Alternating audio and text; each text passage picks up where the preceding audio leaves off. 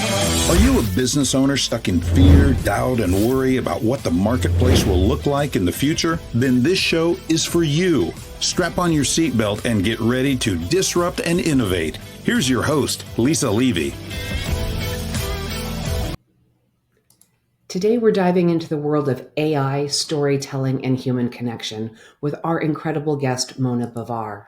As a cultural innovator and entrepreneur, Mona is redefining how businesses and creatives harness technology without losing their humanity. Through her company, BlueApples.ai, she's helping entrepreneurs use AI as a tool for expansion, not replacement, empowering them to refine their storytelling, enhance their creativity, and push ideas further. And her venture Delish is revolutionizing luxury gifting and multisensory experiences, turning every exchange into something deeply meaningful and more memorable. Mona believes that at the core of everything, whether it's AI, branding, or business growth, the real magic happens at the intersection of creativity, strategy, and human connection. Mona, welcome to the conversation. Thank you, Lisa. Thank you also for the kind introduction. I'm very happy to be here and learn more about also what you do. I am so excited to have this conversation. Let's start with kind of AI is everywhere. What it means to different people is as diverse as what it is that we're capable of doing with it. So tell us a little bit more about what you're doing with BlueApples.ai and why it's really important today. BlueApples.ai is an AI consultancy that I started together with a couple of friends who are also fellow entrepreneurs. And the purpose of it was we started to use AI about 2 years ago, 2.5 years ago in our own businesses, Delish that you mentioned. And we saw how effective it was Mhm. in creating content, in allowing us to have space to become more creative because you're saving so much time and you're saving money, so you can explore other outlets. And so we started to tell other friends about it, and slowly and organically, Blue Apples, the AI version, came to life, mainly because it's very easy for anyone to sit in front of a chat GPT or any LLM and say, write me a blog, or respond to this email, or write me a LinkedIn caption. But the reality is, we're not maintaining our brand voice. So we're not authentic anymore. We're not everybody. You can automatically tell when someone has used AI by certain words or certain sentence structures. So you can become very easily one in a billion of Mhm. content that's out there. And the objective was for us to bring that human touch, and it involves also going a little, maybe taking a step back and understanding your why you started your business. So I'm very happy to be able to be at the intersection of what traditionally we thought business should be Yeah. and what innovation is teaching us that it can be. So talk to me a little bit about how for your business or through Blue Apples, right? You're helping people, business owners, creatives reconnect their voice and still amplify and grow, and how you're leveraging AI to push further rather than just sort of taking that first cut of what it does. So it's very it's a step by step process, and you want to make sure, just like any recipe. So imagine you're baking a chocolate cake. So there, it's like a science, right? That you have to have the exact right ingredients, the right measurements in order to get the best results. And that's, I think, what we need to do, because there's a pitfall where you sit in front of some chat GBT and you say, help me with this or do this for me. And then you think you're progressing, but somehow it can be that you're also retracting, Mhm. because what ends up happening is you're harming yourself. So just to give you an example, last year, it was around March, I started to use AI a lot, and I started to rewrite on Delish website. I started to rewrite our copy using AI. And I didn't even check it because I'm like, oh my God, it's so fast. Let me just move forward. Let me do it, do it, do it. And we Yes. have a lot of pages on our website. And this year, last month, I had an external company come and do our audit because we were flat. Mm. And it was very shocking to me that our sales were not, we didn't meet the forecasted sales for last year, especially during the holiday seasons, where it's our best period. And the audit company that came in and did it, that did the audit, the SEO company, they told us that one of the reasons that we were falling behind is mainly because I decided that I was going to do this by myself, go in and write the copy, and then we automatically think that it's such a easy process to say, give me the highest ranking keywords, Mhm. losing forgetting the fact that our competitors are probably doing the same thing. So we think we're growing, but in reality, we're not.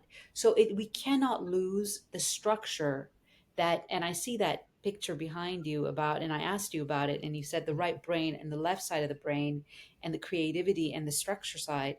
So if you lose that structure, which we are all used to as entrepreneurs Mhm. because we grew up with it, and say, okay, now we can be creative because we have ChatGPT or we have anything in front of us that will help us get that way, we run the risk of let's say, a false sense of growth. Yeah. Absolutely. And I want to hone in on the point that you made, right? SEO and keywords, right?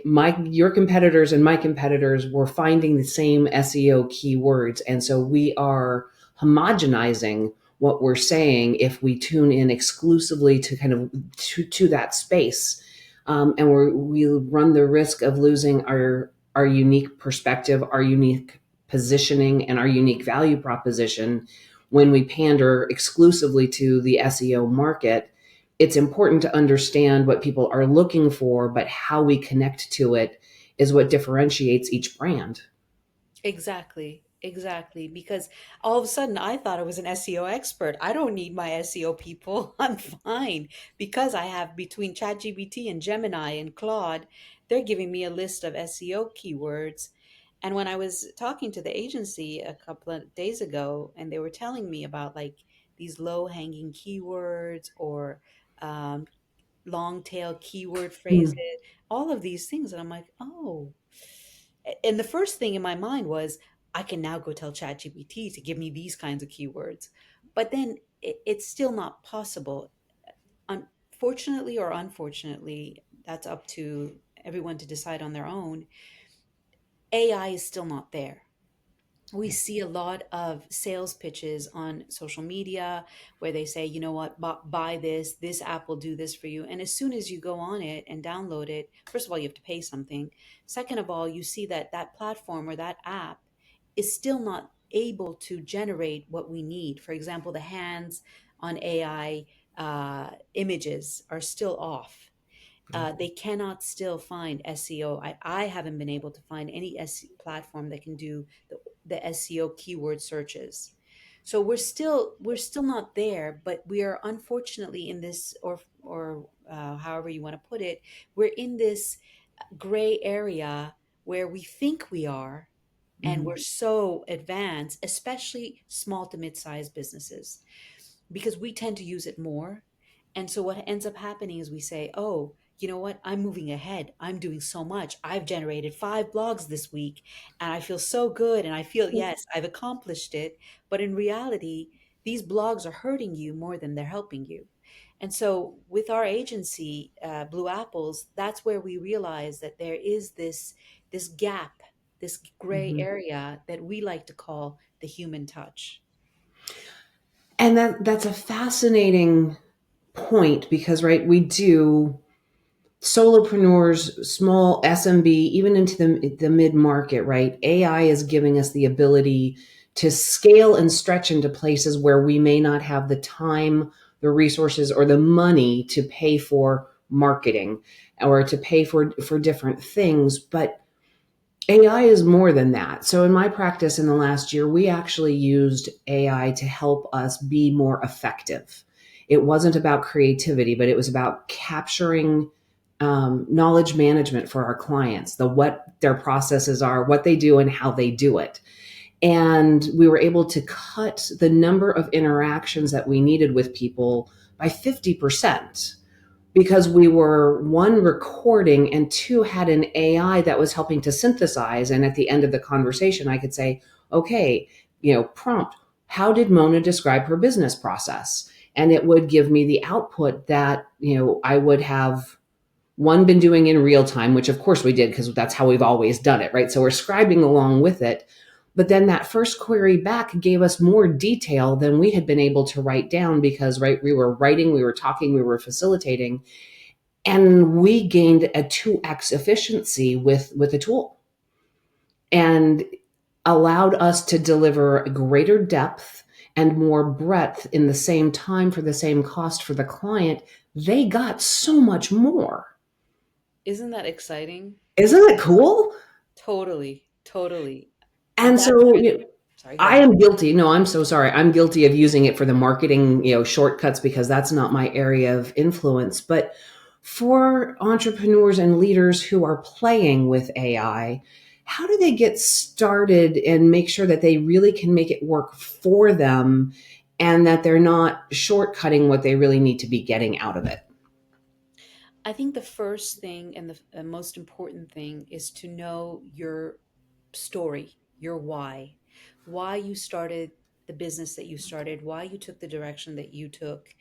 So last year, for a business mentoring group that I'm a part of, I the business coach asked me to do every month based on the archetypes. I personally love the Jungian archetypes and his use of the tarot deck in order to explain so much of the different personas that we have and Mm, how it's influenced us throughout our lives. And so I did this last year, and I used AI. And this year, I put together a guide about the archetypes and AI, how you can use the AI in order to tap into the different archetypes and enhance your leadership, your entrepreneurial, your as whether you're CEO or whatever, your skills. Because a lot of us tend to ignore different aspects of ourselves when it comes to executing. yeah, And I think that's where we need to say, when I say take a step back, maybe that's the wrong way of saying it. Maybe it's saying, in parallel to everything that we've learned through our experiences, through our education, through growth, yeah, we can't forget the fact that there is that one, let's say, epsilon of a reason mm, why we chose the path that we chose. So you decided to start, I don't know, a beauty product mhm, for women in their mid 50s who are menopausal and they're getting sunspots. So you are targeting, you're very, but then you have to go and understand, what was your story? Why did you do it? And when you understand your essence, your why, then you mhm, can say, okay, here I am. And this guide that I created, it takes you on month by month and helps you explore your why, because it's not so easy. We forget. I mean, for yeah, the longest time, I didn't know why I had started Delish. Delish is a gifting company around food, art, and design. I always loved food. I come from finance, and mhm, I could never understand why gifting, why food. And before that, I had two other businesses that evolved eventually into Delish, and both were around food. And I lived in Italy. I did my MBA in Italy, so it was always the food world. mm, And then when I turned 50, so about 3 years ago, my why came out. So after all these years of being in business as an entrepreneur, yeah, growing, being successful on the outside, I never understood why food and why around the table, until I understood that we were immigrants and the table had always become our safe haven. So it was where we could gather, where we could be free to express, where we shared emotions, where we bridged gaps, where we connected. So that human connection was my why. That no longer that I see your race or your color or your gender or your background or religion. It's all about that food and we're around the table and we're talking about our cultures and how we have so much in common, rather how much we're so different. So then when I understood my why, I was so free to communicate it with confidence. With then I saw the shift in my business, and so that's where I say each entrepreneur, instead of resisting Mhm. and maybe take a little step forward, backward, whichever direction you want, but take that step to go deep and understand why it is that you are taking the route that you're taking. Your journey has a reason. Mona, I appreciate the story that you've told and the perspective from which you're sharing. Oftentimes, we have conversations with entrepreneurs, and they talk about the pace and the grind and it's nonstop, constant activity, and not necessarily generating around results. But I love your perspective, and even the way that you speak. The rate at which you speak is slower, it's intentional, and it's about looking for and finding those connection points. As an entrepreneur on a journey, you shared, right, that multiple companies that you've started have grown into and become Delish. Will you talk a little bit for our audience about your journey as an entrepreneur, some of the challenges that you've overcome, and how you got to the point where you're at, and truly understanding your why and that need for that human connection? Thank you for the question because I think it's so important for all of us to ask that question or have that question be asked because then it gives us a moment to reflect. And for me, it was a path that I think generation wise, my father was, my brother took that route. He became a lawyer and then he decided he wanted to be an entrepreneur. My sister, she's a brand expert, marketing expert, but then she's now starting. So it's in my blood, let's say. But I think we resist so much initially when we're starting out Yeah. until I guess the universe pushes us in that direction. And finally, after I graduated and I got my MBA, I was going to go back to finance, to banking. And it was a good period. They were hiring, and I Mm-hmm. wanted to stay in Europe. But I chose to stay in Italy and teach English. And from there, it just evolved. And I fell in love with the culture of the food and this gathering around the table because originally I'm Iranian. And as Iranians, we had so much in common with the Italian culture of this family unit that comes together. Every meal is together. And so I fell in love with that. And I started to initially export wine and food to different parts of the world with a partner. And that evolved into consulting. And then it evolved into Delish. And then it evolved and gave birth to Blue Apples. And here we are. And I like to say I'm a serial entrepreneur.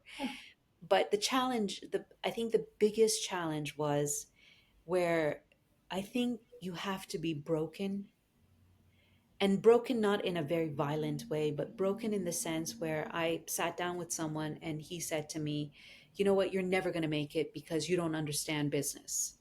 This is now how business is done. And that we can say that broke me, a piece of me at least, it shattered me. Yeah. And so I go into this pitfall of uh, this black hole where you're saying, "Oh my, is he right? Am I not going to make it?"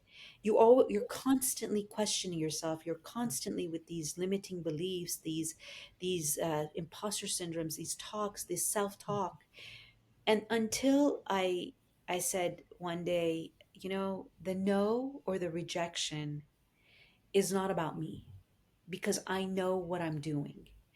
And somehow my perspective changed when I understood my story, when I Mm-hmm. understood why I created gift box. I no longer looked at the gift boxes and said, they're just a gift box, it's just a coffee box. I said, no, it's that story of how Yeah. I love to savor coffee, especially with a friend or if I'm by myself, to write in my journal, for example, without sounding cliche, or to reflect on my life, or but just to savor it because I learned the culture of coffee when I was in Italy.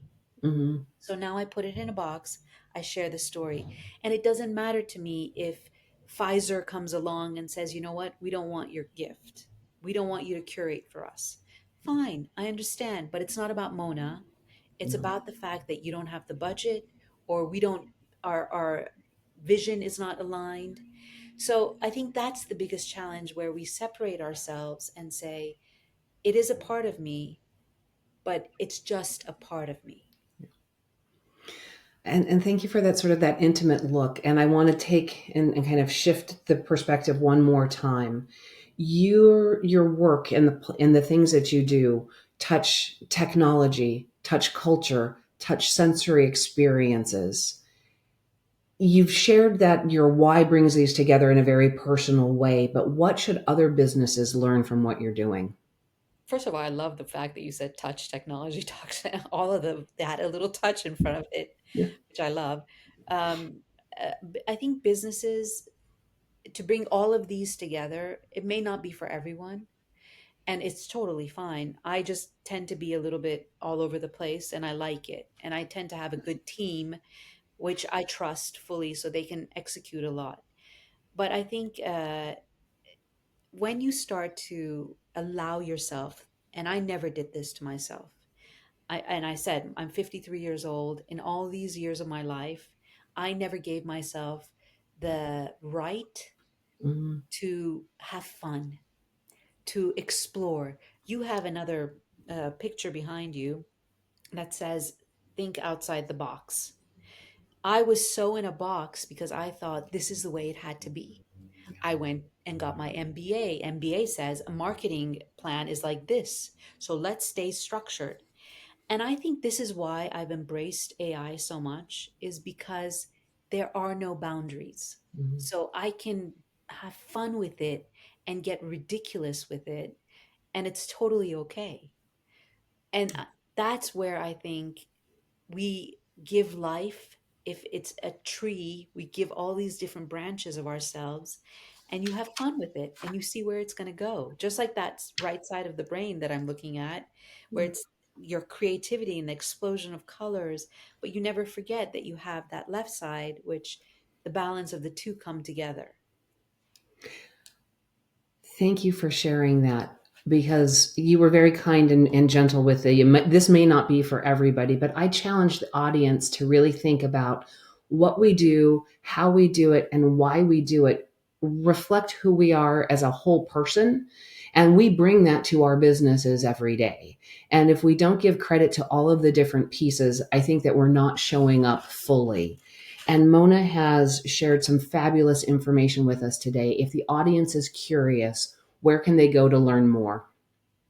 If they're curious about the AI side, I welcome them to come to Blue Apples with an S .ai.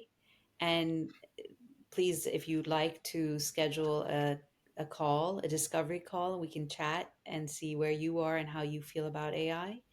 And if they're curious about our gift boxes and the story of Delish, I welcome them to visit our site at dlish.us.